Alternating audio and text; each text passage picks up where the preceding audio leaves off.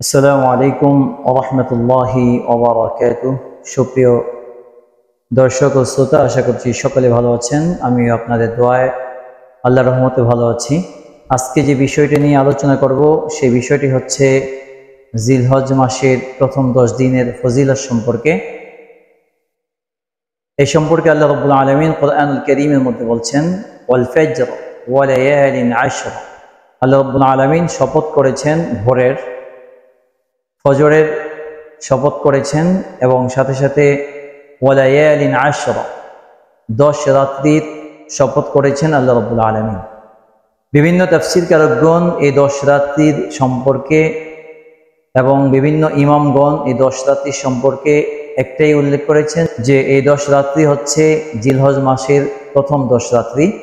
রাত্রি বলতে শুধু রাতি নয়, দিন সহকারে, অর্থাৎ এই 10 দিনের মধ্যে আল্লাহ রাব্বুল আলামিন বান্দার ইবাদতকে সবচেয়ে মূল্যবান করে দেন। অর্থাৎ এই 10 দিনের আমল অন্য কোনো দিনের সাথে তুলনা করা যায় না। সব দিনের আমলের চেয়ে 10 দিনের আমলকে আল্লাহ রাব্বুল আলামিন অনেক মূল্য দিয়ে থাকেন বা আল্লাহ রাব্বুল আলামিনের কাছে অনেক মূল্যবান এই 10 দিনের আমল। এই সম্পর্কে রাসূল করিম সাল্লাল্লাহু আলাইহি ওয়াসাল্লাম থেকে অনেকগুলো হাদিস রয়েছে, সবগুলো উল্লেখ করা সম্ভব নয়।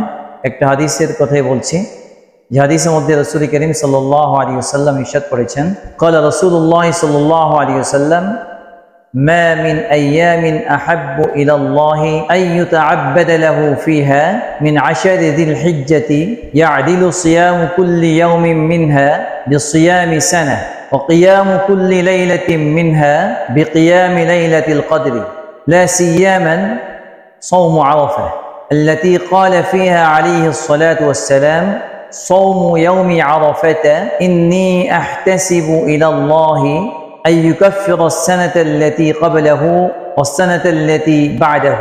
সুনান তিরমিজি, হাদিসটি মুসলিম শরীফের মধ্যে রয়েছে, আর অনেকগুলো কিতাবের মধ্যে হাদিসটি রয়েছে। হাদিসটির অর্থ হচ্ছে, আল্লাহ তাআলার নিকট জিলহজ মাসের প্রথম 10 দিনের ইবাদত অপেক্ষা অধিক পছন্দনীয় ইবাদত আর নেই।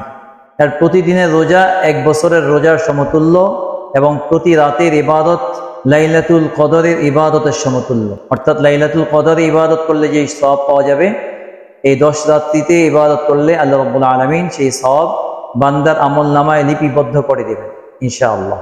বিশেষভাবে 9 তারিখের বা আরাফার দিনের রোজার ফজিলত অতুলনীয়, যার সম্পর্কে রাসূল করিম সাল্লাল্লাহু আলাইহি ওয়াসাল্লাম ইরশাদ করছেন, নিশ্চয় আমি মনে করি অথবা আমি হিসাব করি, ইন্নী আহতাসিবু আলা আল্লাহি আন ইউকাফিরা আস-সানাতা আল্লাতী ক্বাবলাহু ওয়াস-সানাতা আল্লাতী বা'দাহু। রাসূল করিম সাল্লাল্লাহু আলাইহি ওয়াসাল্লাম বলছেন যে 9 তারিখের রোজার বিনিময়ে আল্লাহ রাব্বুল আলামিন পিছনের 1 বছরের গুনাহ এবং সামনের 1 বছরের গুনাহকে ক্ষমা করে দিবেন। সুবহানাল্লাহ বিহামদিহি সুবহানাল্লাহিল আযীম। তো বোঝা গেল 9 তারিখের রোজা অনেক গুরুত্বপূর্ণ, অর্থাৎ আরাফার দিনের রোজার ফজিলত অনেক গুরুত্বপূর্ণ, ফজিলতপূর্ণ, এবং এই 10টা দিন আল্লাহ রাব্বুল আলামিনের কাছে অনেক পছন্দনীয়। আমল যদি কেউ করি তাহলে সেই আমলগুলো আল্লাহ রাব্বুল আলামিন অবশ্যই অনেক মর্যাদা বৃদ্ধি করে দিবেন আমলগুলোর। কারণ এই 10 দিনের সাথে অন্য যত দিন রয়েছে কোনো দিনের তুলনা হয় না। এই জন্য আমরা বেশি বেশি ইবাদত করব, রাতে নামাজ পড়ব এবং দিনের বেলায় রোজা রাখার চেষ্টা করব। যদি পারি 9টা রোজা রাখবো, 1 থেকে 9 পর্যন্ত। তাও যদি না পারি তাহলে আরাফার দিনের রোজাটা আমরা অবশ্যই রাখবো। আমাদের দেশে যখন 9 তারিখ হবে সেই দিনেই আমরা রোজাটা রাখবো ইনশাআল্লাহ।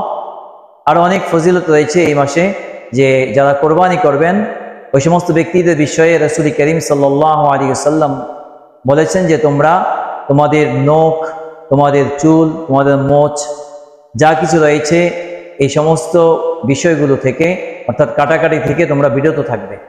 এটা আসলে মুস্তাহাব আমল। এটা যদি কেউ করে তাহলে মুস্তাহাব আমলের সওয়াব সে অর্জন করবে। অনেকে বলে থাকেন যে কোরবানির সওয়াব সে পাবে, আসলে এটা কোনো হাদিসের মধ্যে পাওয়া যায়নি যে কোরবানির সওয়াব সে লাভ করবে। বরঞ্চ যারা কোরবানি করবে তারা এই আমলটা করবে, তাদের জন্য এটা মুস্তাহাব। এখন যারা কোরবানি করবে না তারাও করতে পারবেন। উলামায়ে কেরাম বলছেন যে তাদের জন্য এটা করা উত্তম। অর্থাৎ তারাও যদি করে, যারা কোরবানি করবে না তারাও যদি এই আমলটা করে, সবকিছু কাটা থেকে বিরত থাকে, চুল, নখ, দাড়ি, মোষ এবং অবাঞ্ছিত লোম, এই সমস্ত বিষয়গুলো যদি আমরা, নবী করিম সাল্লাল্লাহু আলাইহি ওয়াসাল্লাম হাদিস মধ্যে এটাই বলছে, জিলহজ মাসের চাঁদ দেখা গেলে কেউ যেন এগুলো কাটাকাটি না করে।